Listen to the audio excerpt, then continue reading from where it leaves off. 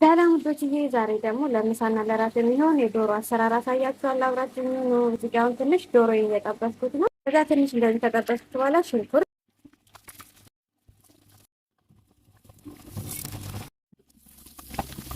ነጭ ሽንኩርት፣ ዝንጅብል፣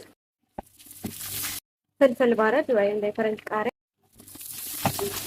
አንድ ማንኪያ የሚሆን ማጁን ቶማት፣ ከዛ ቅመሞቹ ቆንጆ በርበሬና እርድ፣ ቀረፋ ፓውደር፣ ከሞና የዶሮ ቅመም ጨምሬያለሁ ማለት ነው። አሁን ዶሮ እየበሰለ ስለሆነ ድንች ካረግን በኋላ አንድ ላይ እናደባልቃለን። ከዛ ቲማቲም ፍሬ፣ እሺ ውዶችዬ፣ ትንሽ ጨው አረጋለሁ አሁን።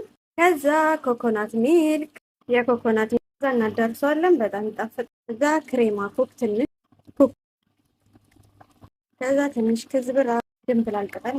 ይሄን ይመስላል ሳሎና ምሳ ላይ በሩዝ እራት በዳቦ ማለት